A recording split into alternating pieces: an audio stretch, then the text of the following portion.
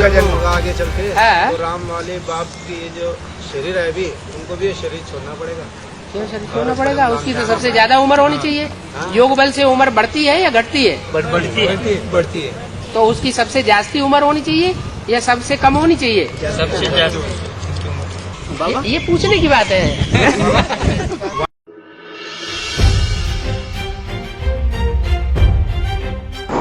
तो ये तुम्हारा बाबा का शरीर छूटेगा या नहीं छूटेगा बोलते हैं।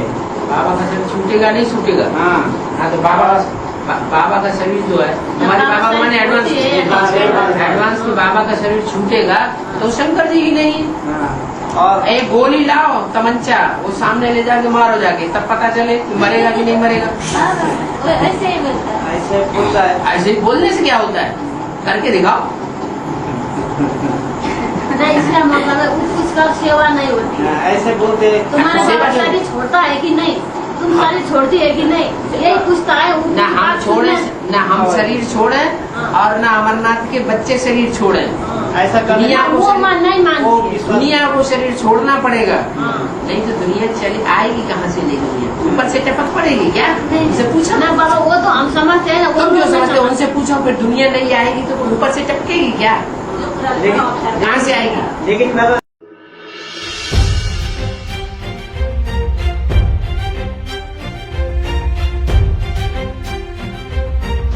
और जो विजय माला के मन के ना जो शरीर छोड़ेंगे तो वो क्या सारे थोड़ी शरीर छोड़ेंगे वहाँ विजय माला मन में?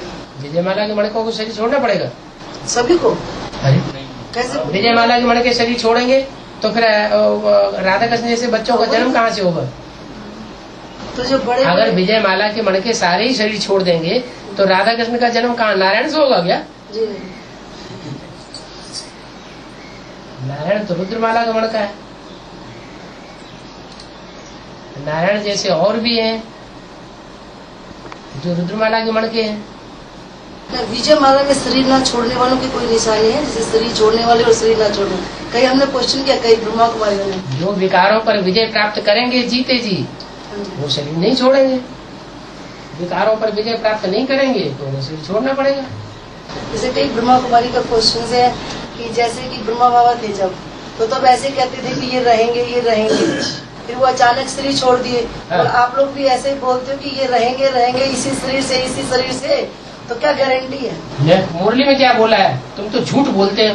कहो मुरली में तो बोला है ये ब्रह्मा खुदा न खास्ता चला जावे तो जिस तन में भी प्रवेश करेंगे उसका नाम तो बोला कि नहीं कि ये रहेगा कि नहीं रहेगा? पहले से ही इशारा दे दिया कि नहीं रहेगा। भारतवर्ष में शादी करते हैं, स्त्री को क्या समझते हैं हमारी जूती है, एक जूती गई दूसरी लेते हैं, दूसरी तीसरी चौथी 3-4 शादियां भी कर लेते हैं। ये भी पुराना तन है ना। तो इशारा दिया कि नहीं? क्या इशारा दिया? ये पुरानी जूती है तो ये छूटेगी कि नहीं छूटेगी? छूटेगी। ब्रह्मा से विष्णु एक तो सेकंड बाबा ने तो मुरलियों में ही बोल दिया कि ये सदाकाल नहीं रहेगा।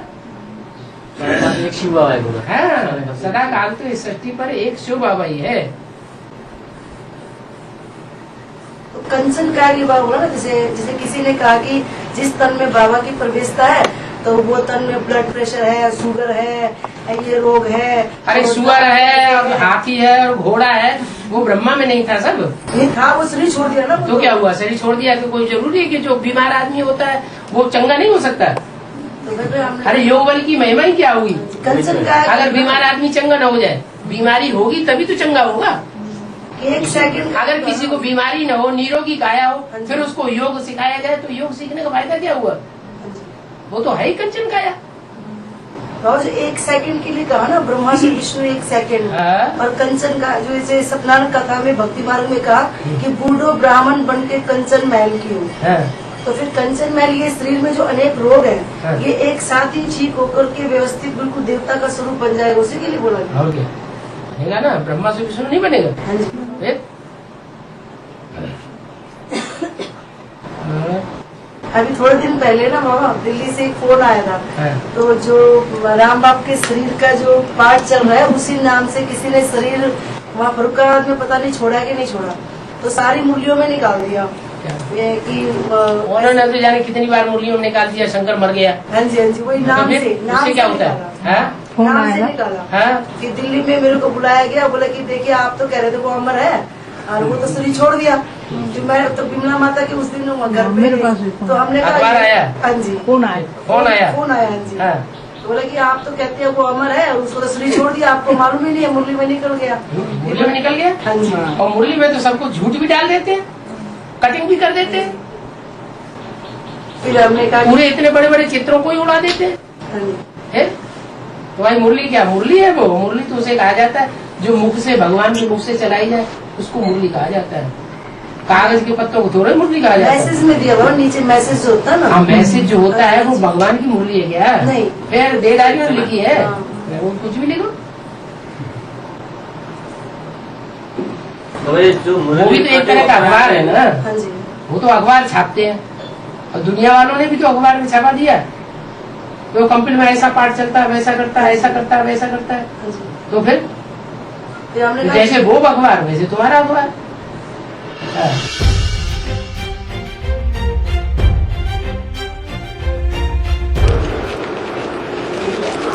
और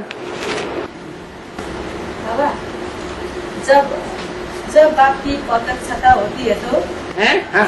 जब बाप की प्रत्यक्षता होती है तो बाबा का असाधारण रूप सबको देखने में आएगा। बाबा का असाधारण रूप हाँ देखने में आएगा। हाँ बाबा ने मूर्ति में बोले हैं हाँ, असाधारण रूप माना साधारण रूप गुप्त हो जाएगा, जो अव्यक्त चेहरा है वो प्रत्यक्ष हो जाएगा। अभी व्यक्त ज्यादा चेहरा है या अव्यक्त है? निराकारी स्टेज अभी देखने में आती है या साकारी स्टेज ज्यादा देखने में आती है? कौन सी स्टेज में है? साकारी स्टेज में ज्यादा है, क्योंकि पुरुषार्थी जीवन है। फिर पुरुषार्थी जीवन संपन्न हो जाएगा, पुरुषार्थ ही संपन्न हो जाएगा, तो सदा काल की निराकारी स्टेज रहेगी। तो जो देखे, जो इन आंखों से देखे, उसके मुंह से क्या निकलेगा? मेरा बाप आ गया। जो कानों से दो शब्द भी सुनेगा उस अव्यक्त स्टेज के द्वारा, तो जो सुनेगा उसके मुंह से निकलेगा मेरा बाप आ गया। कितना प्रभावशाली होगा। और बाबा, जो देखने वाले होते हैं वो उन लोगों की बुद्धि में शिव बाबा देखने में आता है या नारायण के रूप में देखने में आता है? जिनको शिव बाबा देखने में आता है वो निश्चय बुद्धि हो के रोज क्लास करते हैं। जिनको नहीं देखने में आता है वो अनिश्चय बुद्धि हो के उड़ जाते हैं। आपको नहीं पता है? सब 500-700 करोड़ मनुष्य से ही निराकारी चीज को बाप को देख करके जरूर देखेंगे और शिव भी साबित करेंगे कि मुरली में तो बोला है फादर है, तो फादर जरूर मिलना चाहिए। 500-700 करोड़ का फादर है या नहीं है? गॉड फादर तो फादर है, तो फादर जरूर मिलना चाहिए। फादर सिर्फ कहे और कभी भी मिले ही नहीं, वो फादर कैसे हो सकता है? तो ये सारे विश्व का पिता है, तो सारे विश्व की आत्माएं आज नहीं तो कल, कल नहीं तो परसों, कोई न कोई विनाश होने से पहले एक दिन जरूर पहचानेंगी।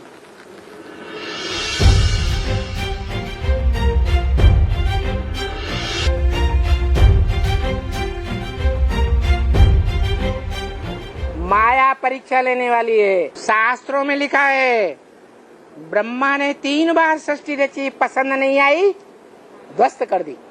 ये तीसरी बार है। तीसरी बार सृष्टि रची गई सन 76 में एडवांस ब्राह्मणों की, और तीसरी बार भी ध्वस्त होने वाली है। माया और माया ने हाथ मिला करके प्रकृति से डबल पावर से भी ज्यादा पावर धारण कर ली। अब माया किसी को छोड़ने वाली नहीं है। आप तो कहते हैं हर्षदेव को भी छोड़ने वाला नहीं है। नहीं है।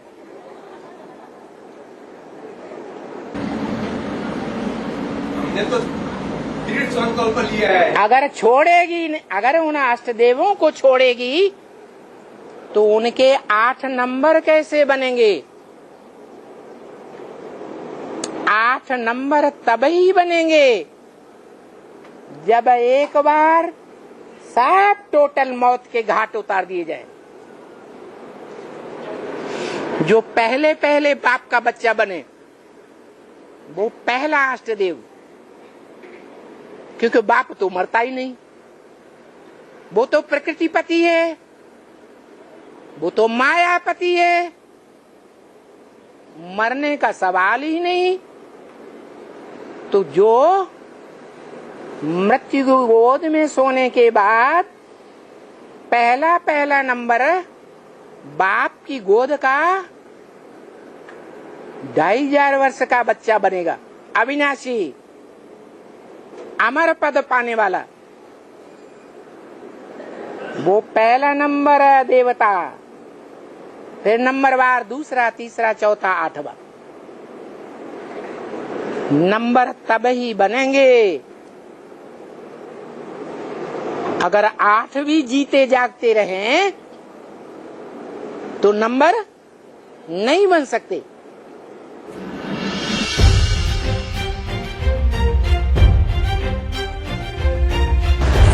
रुद्र ज्ञान यज्ञ से ही विनाश ज्वाला प्रज्वलित हुई है।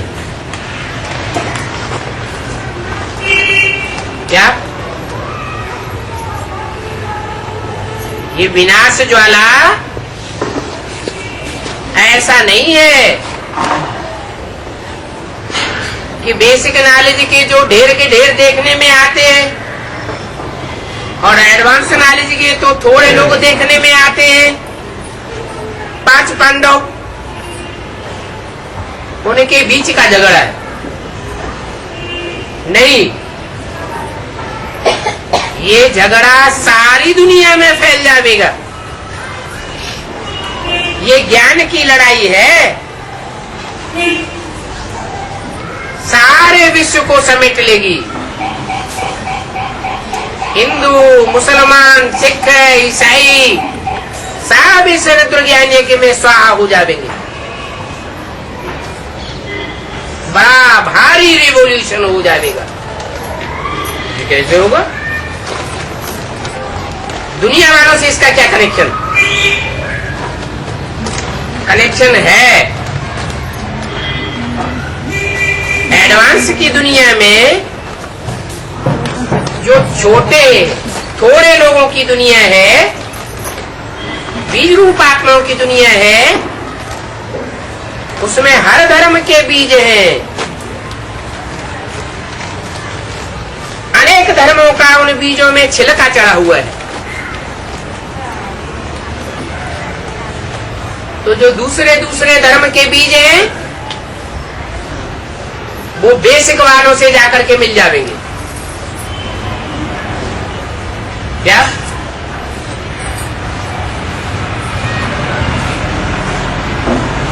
आर्य समाजी आधार मूर्त आर्य समाजियों में मिल जाएंगे। जो रुद्रमाला में चंद्रवंशी और चंद्रवंशियों का हेड होगा वो उन चंद्रवंशियों से जाकर के मिल जाएगा।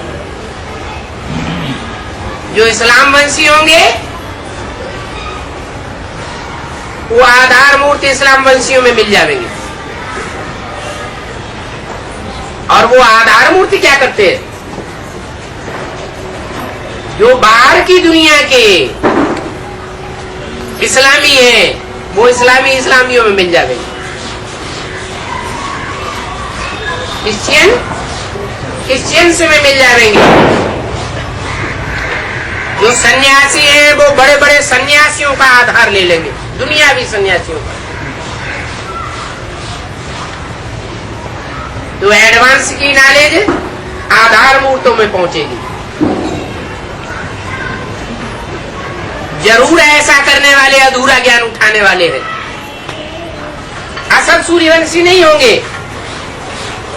तो इधर की बात उधर डालेंगे और वो इधर की बात दुनिया वालों में डालेंगे। ऐसे लड़ाई बड़ा रूप धारण कर जाएगी। इसलिए बोला, क्या बोला, तुमको भी स्वाहा होना पड़ता है। क्या? उनके लिए नहीं कहा कि वो पूरे स्वाहा होते हैं तन मन धन सहित, लेकिन तुमको स्वाहा होना पड़ता है।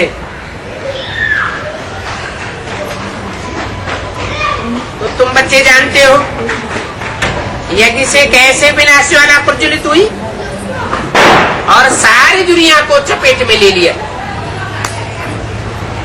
वो यज्ञ रचते हैं शांति के लिए, वो विनाश के लिए यज्ञ नहीं रचते। और तुम इस दुनिया के सारे कचरे का विनाश के लिए यज्ञ रचते हो। सब अधर्मों का विनाश हो जाएगा, अधर्मियों का विनाश हो जाएगा।